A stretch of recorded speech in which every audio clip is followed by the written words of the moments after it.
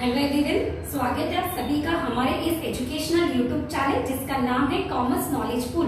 मैं हूं प्रोफेसर दिशिता सेठिया और हम पढ़े 12th स्टैंडर्ड का new syllabus of subject organisation of commerce and management, जहां पे हम कवर करें की lines of chapter number 1 principles of management. हमने एक क्वेश्चन की लाइंस का कंप्लीट किया था और आज हम स्टार्ट करेंगे with the most and favourite question of your board exam, that is principles of management, जिसको हम नाम देते हैं 14 प्रिंसिपल्स ऑफ मैनेजमेंट। सो आइए देखते हैं 14 प्रिंसिपल्स ऑफ मैनेजमेंट ये किसने दिया है। तो 14 principles of management has given by a engineer, that is a name Henry Fayol. Henry Fayol ने, जो एक फ्रेंच इंजीनियर थे, उन्होंने 14 प्रिंसिपल्स ऑफ मैनेजमेंट दिए और यहाँ पे हमें वही लर्न करना है। आपको बोर्ड एग्जाम में शॉर्ट नोट्स आता है any 5 types of principles of management. तो आपको स्टूडेंट्स याद रखना है कि कौन से प्रिंसिपल्स होंगे।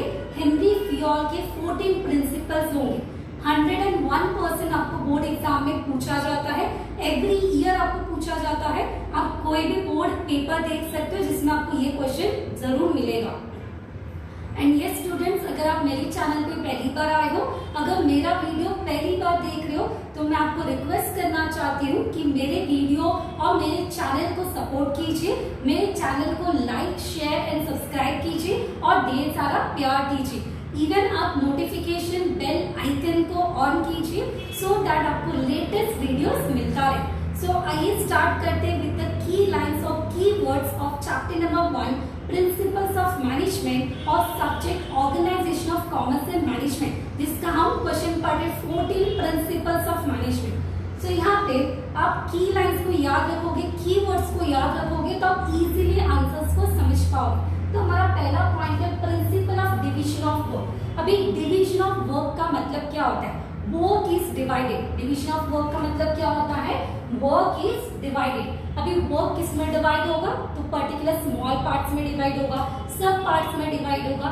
सिंपल एग्जांपल लेते हैं, हम आपकी कॉलेज में पर्टिकुलर इवेंट्स होते हैं या हर एक कॉलेज में इवेंट्स होते हैं, स्कूल्स में इवेंट्स होते हैं। फॉर एग्जांपल एनुअल फंक्शन होने वाला, अगर कॉलेज में एनुअल फंक्शन हो रहा है तो हर एक पर्टिकुलर काम एक ही पर्सन करेगा क्या? Answer is no. हम क्या करेंगे? जो काम है उसको हम डिवाइड करेंगे। सिंपल एग्जांपल और एक ले सकते हैं कि फॉर एग्जांपल एक ऑर्गेनाइजेशन है जिसमें इवेंट ऑर्गेनाइज करने वाले, ये पर्टिकुलर काम का डिस्ट्रीब्यूशन करना है। तो जब हम किसी पर्सन को जॉब देते हैं तो हम क्या करते हैं? उनके स्किल्स के हिसाब से, उनके नॉलेज के हिसाब से, उनके क्वालिफिकेशन के हिसाब से हम क्या करते हैं? उनको जॉब देते हैं। It means division of work का मतलब क्या होता है? Work is divided as per what? As per skills, knowledge, experience, qualification. जैसे कि अगर कोई पर्सन कम्युनिकेशन में बहुत अच्छा है तो उसको हम कौन सा काम देंगे? हम उसको मार्केटिंग का काम देंगे। जो एक पर्सन अकाउंट्स में बहुत अच्छा है तो उसको हम अकाउंटिंग डिपार्टमेंट संभालने का काम देंगे। कोई एक पर्सन जो टेक्निकल नॉलेज उसके पास बहुत ज्यादा है, he is good in technical field, तो उसको हम मशीनरीज का काम देंगे। इट मीन्स मैंने यहाँ पे क्या किया? जो काम है उसको हमने डिवाइड किया। डिवाइड किसके हिसाब से किया? उनके क्वालिफिकेशन के हिसाब से, एक्सपीरियंस के हिसाब से, नॉलेज के हिसाब से। तो सिंपल सा आपका कीवर्ड यहाँ पे होगा डिवीजन ऑफ वर्क का मतलब क्या होगा? Work is divided. Divided as per what? As per skills, experience and knowledge. और अगर हम स्किल्स और एक्सपीरियंस और नॉलेज के हिसाब से काम को डिवाइड करेंगे तो वो क्या बनेगा? वो स्पेशलाइजेशन में इंक्लूड होगा। So division of work will always leads to what? Specialisation. तो हमेशा आपको एक फिलअप सांस रखता है बोर्ड एग्जाम में कि division of work will leads to dash, your answer will be what? Specialisation. और अभी आपको समझ में आया होगा स्टूडेंट्स कि स्पेशलाइजेशन क्यों होगा? बिकॉज हर एक पर्सन जिसमें एक्सपर्ट है उसके हिसाब से हम काम को दे रहे, जिससे हमारा काम सही तरीके से भी हो पाएगा और हमें स्पेशलाइजेशन और क्वालिटी वर्क मिलेगा। तो हमने यहाँ पे पहला point that is principle of division of work complete किया। Now the second point that is principle of authority and responsibility. क्या पॉइंट है? Principle of authority and responsibility. अभी पहले हम देखते हैं अथॉरिटी का मतलब क्या होता है। तो अथॉरिटी मतलब क्या होता है? Right to give orders. Authority का मतलब क्या होता है? Right to give orders. Simple example, in school and colleges, principal has right to give orders to teach teachers as well as students. Yes or no? Principal has the right to give orders to teachers as well as students. उसी तरह से teachers have a right to give orders to their students. तो यहाँ पे हमें क्या समझना है, अगर एक पर्टिकुलर मैनेजर है, अगर उसके पास अथॉरिटी है, manager has the authority to give orders to their staff, to their employees, तो सिर्फ अथॉरिटी तक काम होता है क्या? सिर्फ अथॉरिटी है तो चलेगा क्या? नॉट। यहाँ पे हमें क्या करना होगा, उसी के साथ हमें रिस्पॉन्सिबिलिटीज को भी फॉलो करना होगा, क्योंकि जब हमारे पास कोई अथॉरिटी होता है तो ऑटोमेटिकली रिस्पॉन्सिबिलिटी भी साथ में आता है. So it is said authority and responsibility go hand in hand. अगर आपके पास सिंपल एग्जांपल अगर मैंने मेरा लिया तो I have authority to complete a syllabus of subject secretarial practice and organization of commerce and management on my YouTube channel for 12th standard. अगर ये मेरा अथॉरिटी है, मुझे अथॉरिटी मिला है, तो yes definitely it is my responsibility to complete that. ठीक है, तो अगर मैनेजर को सर्टेन अथॉरिटी मिला है कि काम करवा के लेना, तो मैनेजर का जिम्मेदारी बनता है कि वो काम करवा के ले. अगर अथॉरिटी है तो उसका रिस्पॉन्सिबिलिटी बनेगा कि काम कैसे करवाना है और कैसे टाइम पे करवाना है. अगर मैनेजर ने वो काम कंप्लीट नहीं किया तो who will be responsible for that? That manager itself will be responsible. So it is said authority and responsibility always go hand in hand. समझ में आया? सो अथॉरिटी का मतलब क्या होता है? To give orders in such a way that कि we can complete our responsibilities as well. Third point that is principle of discipline. Discipline का मतलब क्या होता है? To respect and to obey rules. Respect करना एज वेल एज रूल्स को obey करना. Very important कि कोई भी काम हम करते हैं तो उसमें डिसिप्लिन होना चाहिए. For example if I am taking a lectures, yes I should be in discipline. अगर मैं खुद डिसिप्लिन में नहीं रहूंगी तो मेरे लेक्चर्स प्रॉपर्ली कंडक्ट नहीं हो पाएंगे. If students are studying in colleges and school, compulsory उनको डिसिप्लिन मेंटेन करना है. एक डिसिप्लिन एनवायरनमेंट होगा तो काम सही तरीके से हो पाएगा. तो जो भी हमारे टॉप अथॉरिटीज होते हैं लाइक बोर्ड ऑफ डायरेक्टर या वी कैन से मैनेजर, तो they should be in discipline. अगर वो टाइम पे आएंगे तभी जाके एम्प्लॉयज टाइम पे आएंगे. अगर वो रूल्स को फॉलो करेंगे तभी जाके उनके एम्प्लॉयज रूल्स को फॉलो करेंगे. So if we have a principle of discipline and if a person is following the rules regulation, compulsory हमारा काम सही तरीके से और टाइम पे कंप्लीट होगा. तो हमारा यहाँ पे कीवर्ड्स क्या होगा? डिसिप्लिन का मतलब क्या होगा? To obey rules and regulations. और रूल्स सिर्फ एक पर्टिकुलर इंडिविजुअल के लिए नहीं होता है, स्मॉल लेवल पे नहीं होता है. रूल्स हर एक को फॉलो करना होता है. यस और no? Fourth point principle of initiative. Initiative का मतलब क्या होता है? To take initiative. हम हमेशा ऐसा बोलते हैं कि आपको इनिशिएटिव लेना है, हाउ टू टेक एफर्ट्स. तो इनिशिएटिव का मतलब क्या होता है? To take efforts, to take a first step. जब तक हम फर्स्ट स्टेप नहीं लेंगे तब तक हम आगे नहीं जा सकते. So it is very important in any organisation to follow the principle of initiative. अगर यहाँ पे टॉप लेवल मैनेजमेंट जब तक इनिशिएटिव नहीं लेगा, जब तक एफर्ट्स नहीं लेगा, तब तक वो रूल्स एंड रेगुलेशन डिलीवर नहीं कर पाएगा to the middle level management. और जब तक मिडिल लेवल मैनेजमेंट को इनिशिएटिव नहीं लेता है तब तक वो लोअर लेवल मैनेजमेंट को रूल्स को डिलीवर नहीं कर पाएगा. तो इट इज वेरी इंपॉर्टेंट. कोई भी हम नया प्रोडक्ट मार्केट में लाते हैं तो yes you have to take a initiative, you have to take a efforts to introduce that product. उसके लिए हमें न्यू आइडियाज लाना पड़ेगा. तो you have to take a first step, you have to take a efforts for that. तो initiative का मतलब क्या होगा? To take a first step, to take a initiative, to take a efforts to introduce and to upgrade ourself. ठीक है, तो ये आपका कीवर्ड्स होगा.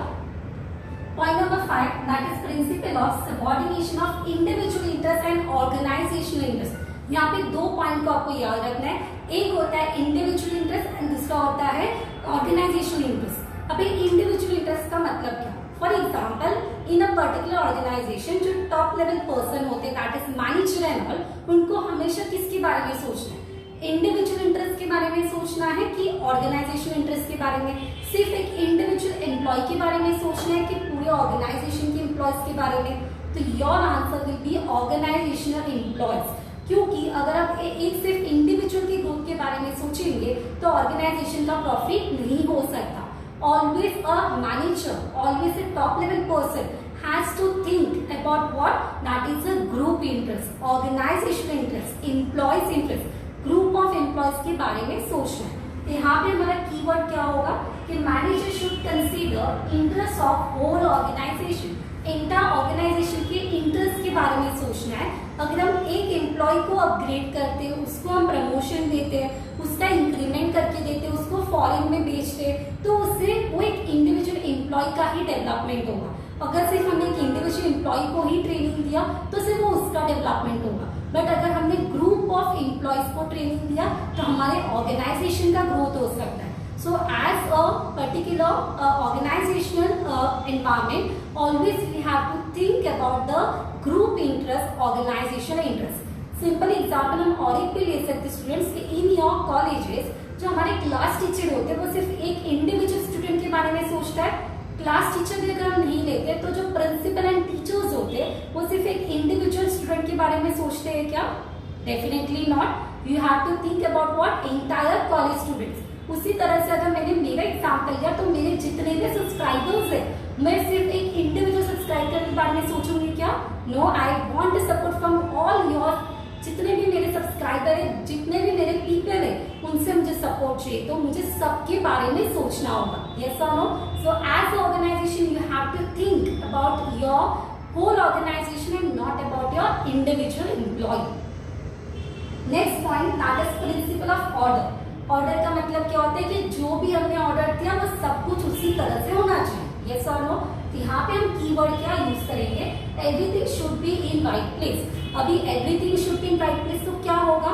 सिंपल एग्जांपल, हमारे ऑर्गेनाइजेशन में बहुत सारे रिसोर्स होते हैं, जैसे कि ह्यूमन रिसोर्स होता है, कैपिटल रिसोर्स होता है, दैट इज फाइनेंशियल रिसोर्स होता है, physical resource which include stock and all. तो जितने भी हमारे रिसोर्स होंगे वो राइट प्लेस पे होने चाहिए। जहाँ पे हमारे फाइनेंस डिपार्टमेंट है, जहाँ पे हमारे फाइनेंस डिपार्टमेंट, वहाँ पे फाइनेंशियल एक्सपर्ट्स होने चाहिए। मार्केटिंग डिपार्टमेंट में मार्केटिंग एक्सपर्ट्स होने चाहिए। अकाउंटिंग डिपार्टमेंट में अकाउंटिंग एक्सपर्ट्स होना चाहिए। सेल्स डिपार्टमेंट सेल्स एक्सपर्ट्स होने चाहिए।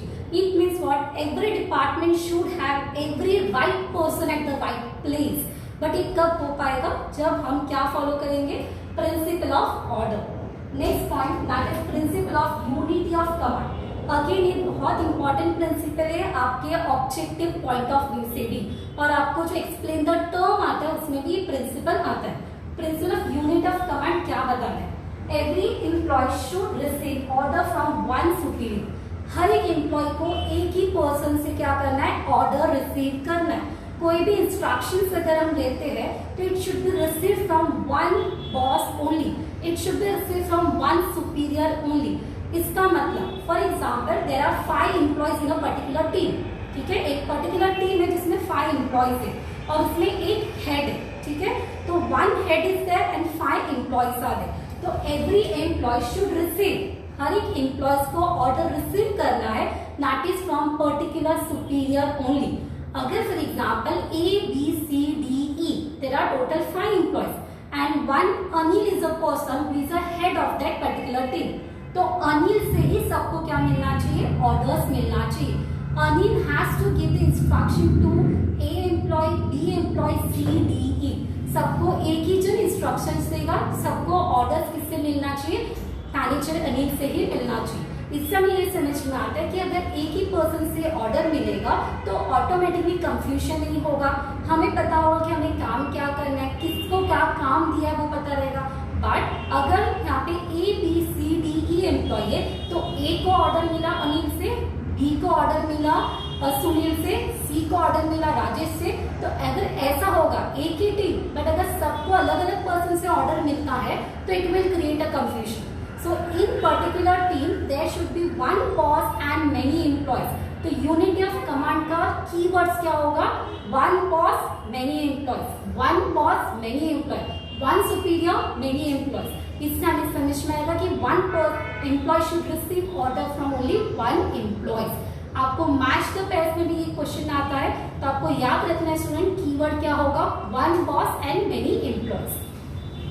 तो यहाँ पे हमने फर्स्ट 7 पॉइंट्स कंप्लीट किए students. Now will start with point number 8, that is principle of stability of tenure. Stability का मतलब क्या होता है? That is constant.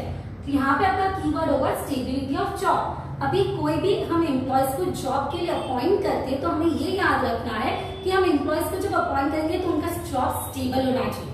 They should feel a security of job. अगर हम उनको अपॉइंट करते हैं हमेशा के लिए सिर्फ टेम्पररी बेसिस पे, तो वो काम पे उतना ध्यान नहीं देंगे, वो अपने स्किल्स को डेवलप नहीं कर पाएंगे। So it is very important for each and every employee to provide a permanent job. उनको एक स्टेबिलिटी प्रोवाइड करना है, सिक्योरिटी प्रोवाइड करना है, कॉन्स्टेंसी प्रोवाइड करना है। तो ये सब आपके कीवर्ड्स होंगे। तो अगर हम स्टेबिलिटी ऑफ जॉब प्रोवाइड करेंगे तो employees will work with more dedication and motivation, जिससे वो काम बहुत सही तरीके से कर पाएंगे, उनका स्किल्स का डेवलपमेंट होगा एंड हमें भी बहुत अच्छा रिजल्ट मिलेगा। So every organisation should follow the principle of stability of tenure. Point number 9 that is principle of remuneration. जब अभी यहाँ पे जॉब को तो हमने एम्प्लॉयज को अपॉइंट किया, बट वो फ्री में काम करेंगे क्या? नहीं, हमें उनको क्या प्रोवाइड करना होगा? दैट इज सैलरी प्रोवाइड करना होगा। तो प्रिंसिपल ऑफ रेम्यूनरेशन क्या बताता है? फेयर वेजेस और सैलरी। हमें कोई भी एम्प्लॉयज को सैलरी प्रोवाइड करना है उनके स्किल्स के हिसाब से, मार्केट कंडीशन के हिसाब से। देयर आर 2 एम्प्लॉयज सेम काम कर रहे हैं, बट एक को मैंने कम सैलरी दिया और एक को मैंने बहुत ज्यादा सैलरी दिया। सेम काम के लिए सेम सैलरी होना चाहिए। अगर हम नाम देंगे सेम काम के लिए अगर थोड़ा बहुत चेंजेस होगा तो चलता है, बट बहुत मेजर चेंजेस होगा तो it will create a problem for the employees. So always ये प्रिंसिपल हमें क्या बताता है कि फेयर वेजेस होना चाहिए, फेयर सैलरी होना चाहिए, so that employees will able to give more productive result, और जिससे हमारे बिजनेस का प्रोडक्टिविटी और एफिशिएंसी क्या होगा? बढ़ेगा। अगर हम चीटिंग नहीं करेंगे, हम सबको अपने टैलेंट के हिसाब से, स्किल्स के हिसाब से, काम के हिसाब से सैलरी देंगे, तो डेफिनेटली हमारे बिजनेस का और कंपनी का प्रोडक्टिविटी एंड एफिशिएंसी बढ़ेगा। सो ये प्रिंसिपल हमें बताता है, उसका कीवर्ड्स क्या होगा? Fair wages and fair salary which increase the productivity and efficiency. सिर्फ आप कीवर्ड्स को भी याद रखोगे स्टूडेंट्स, तो डेफिनेटली आप एक्सप्लेन कर पाओगे। Next point, principle of equity. Equity का मतलब ही क्या होता है? इक्वालिटी। इक्विटी का मतलब क्या होता है? Equality. Equality in what? Rules and regulation. जितने भी एम्प्लॉयज हमारे साथ काम कर रहे हैं, जितने भी वर्कर्स काम कर रहे हैं, सबके लिए क्या होना चाहिए? सेम रूल्स होना चाहिए, सेम गाइडलाइंस होना चाहिए।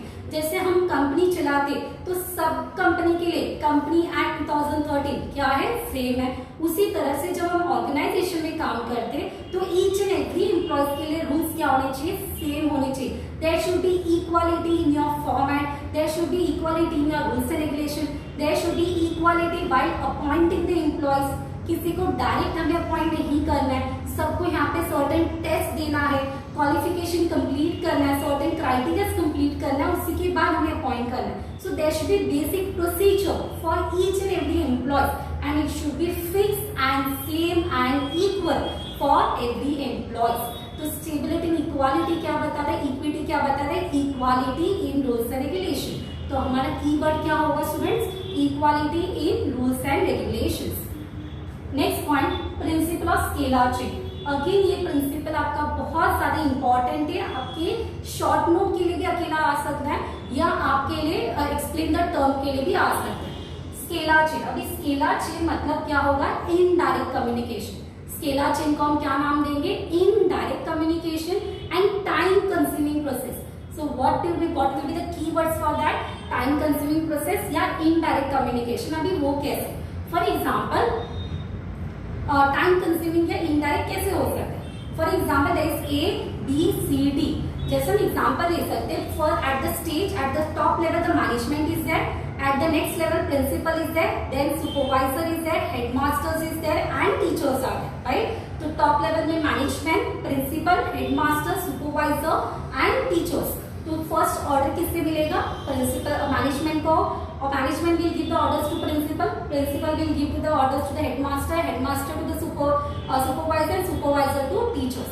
तो यहाँ पे हमने क्या फॉलो किया? एक लॉन्गर चेन फॉलो किया, राइट? जिसमें टाइम कंज्यूमिंग प्रोसेस है, टाइम ज्यादा लगेगा, राइट? तो स्केलर चेन प्रिंसिपल हमें क्या बताता है? जहाँ पे इनडायरेक्ट कम्युनिकेशन होगा and the chain will be longer, क्योंकि management can only contact to principal, principal can only contact to headmaster, headmaster only contact to supervisor, supervisor can contact to teacher. तो time consuming भी है plus communication indirect है, okay? उसका हम नाम क्या देंगे? Scalar chain. But so lengthy processes है, बट हमारे पास उतना टाइम नहीं है। अगर हमें डायरेक्टली कम्युनिकेट करना है, कुछ अर्जेंसी है, तो हम क्या कर सकते हैं, teachers can directly communicate to principal. तो यहाँ पे हमने सुपरवाइजर को निकाल दिया। सो अगर टीचर्स डायरेक्टली प्रिंसिपल से कम्युनिकेट करते तो वो चेन हमारा क्या बनेगा, लॉन्गर चेन बनेगा कि शॉर्टर चेन बनेगा, शॉर्टर चेन बनेगा। तो जहाँ पे डायरेक्ट कम्युनिकेशन होता है या जहाँ पे कम टाइम लगता है उसको हम नाम क्या देते हैं, गैंग प्लान। तो यहाँ पे आपको याद रखना है, जहाँ पे डायरेक्ट कम्युनिकेशन होगा एंड जहाँ पे कम टाइम लगेगा उसको हम नाम क्या देंगे, गैंग प्लान। आपके टेक्स्ट बुक में आपको डायग्राम भी दिया है स्टूडेंट्स, तो डायग्राम भी आपको ड्रॉ करना है और कीवर्ड्स क्या होगा, scalar chain, lengthy process, time consuming process and indirect communication. Gang plank, direct communication, short process, उतना आप याद रखोगे, ठीक है। Next point, principle of centralisation and decentralisation. Again ये प्रिंसिपल हमें क्या बता है, there should be balance between centralisation and decentralisation. पहले समझते हैं सेंट्रलाइजेशन और डिसेंट्रलाइजेशन होता क्या। सेंट्रलाइजेशन का मतलब क्या, फॉर एग्जाम्पल एक सोल ट्रेडिंग कंसर्न, एक छोटा सा शॉप है, ठीक है, उसमें 2 वर्कर्स काम करते हैं। तो जो मेन ओनर है वो किसको कम्युनिकेट करेगा, डायरेक्टली वो 2 वर्कर्स से कम्युनिकेट करेगा। चेन कैसा है, शॉर्टर है, कोई ज्यादा पर्सन से नहीं है, तो owner can directly communicate to 2 workers. ये क्या होगा, सेंट्रलाइजेशन। और यहाँ पे पॉसिबिलिटीज भी है कि ओनर डायरेक्टली कम्युनिकेट कर सकता है। बट कोई बड़ा ऑर्गेनाइजेशन है तो उसमें बोर्ड ऑफ डायरेक्टर हर एक एम्प्लॉय से कम्युनिकेट कर सकता है, मैनेजर हर एक एम्प्लॉय से कम्युनिकेट कर सकता है। Answer is definitely no. तो इन लार्ज ऑर्गेनाइजेशन क्या फॉलो होता है, डिसेंट्रलाइजेशन फॉलो होता है, एंड इन स्मॉल ऑर्गेनाइजेशन क्या फॉलो होता है, सेंट्रलाइजेशन। तो आपको कीवर्ड्स याद रखना है students, small organisation centralisation will be followed and in large organisation decentralisation will follow. अभी डिसेंट्रलाइजेशन का हम एग्जांपल दे सकते हैं, जैसे कि top level management will give orders to middle level management, middle level management will give orders to the lower level management. तो यहाँ पे क्या फॉलो हो रहा है, डिसेंट्रलाइजेशन। बट अगर हम सेंट्रलाइजेशन लेते हैं तो टॉप लेवल ही है वो किसको डायरेक्टली ऑर्डर दे सकता है, to the lower level management, क्योंकि यहाँ पे चेन क्या है, शॉर्ट है और कोई पर्सन ही नहीं है। तो जब हम डायरेक्टली कम्युनिकेट कर सकते हैं तो वो क्या बनेगा, सेंट्रलाइजेशन बनेगा। बट जब हमें एक पर्टिकुलर पर्सन से नेक्स्ट पर्सन पे जाना पड़ता है तो वो क्या बनेगा, डिसेंट्रलाइजेशन। तो in every large organisation like multinational companies उसमें क्या फॉलो होता है, decentralisation, and in small organisation क्या फॉलो होता है, centralisation. Next that is unity of direction. अभी यूनिटी ऑफ डायरेक्शन का मतलब क्या, that is one head and one plan. क्या कीवर्ड होगा, one head and one plan. एक हेड होगा वही प्लान बनाएगा और वही डायरेक्ट करेगा। तो यहाँ पे single plan same objective. For example in any organisation जब हम काम करते हैं तो जो टॉप लेवल पर्सन होता है, बोर्ड ऑफ डायरेक्टर या मैनेजर होता है, उसका मेन ऑब्जेक्टिव क्या होता है, profit maximisation, maximum profit earn करना। तो जो टॉप लेवल मैनेजमेंट का ऑब्जेक्टिव होगा वही सेम ऑब्जेक्टिव किसका होना चाहिए, that is all employees. So top level management और director should give a direction in such a way that कि each and every employees in the organisation follow the same objective. जैसे simple example हम ले सकते हैं कि every teacher has a same objective कि college का अच्छा रिजल्ट आना चाहिए, यस और no. Principal, management has the same objective, teachers also has the same objective. So your instructions will be followed. कौन डायरेक्ट करेगा, प्रिंसिपल विल डायरेक्ट, एंड कौन वो फॉलो करेगा, teachers will follow. It means principal has also the same objective, better college result, and teachers has also the same objective. अगर वही direction को हम follow करते तभी जाके ऑर्गेनाइजेशन का ग्रोथ होता है एंड तभी जाके हम मैक्सिमम प्रॉफिट अर्न कर पाए। So there should be same direction for each and every employees, and हर एक का मेन ऑब्जेक्टिव क्या होना चाहिए, ऑर्गेनाइजेशन का प्रॉफिट, ना खुद का प्रॉफिट। खुद का प्रॉफिट कब होगा, जब ऑर्गेनाइजेशन का प्रॉफिट होगा। So every employee should work for betterment of organisation and not for individual betterment.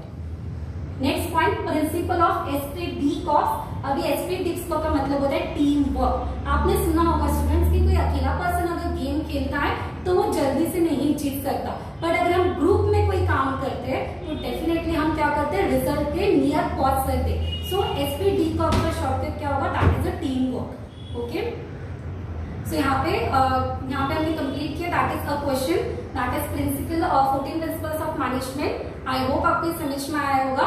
Thank you students, keep watching.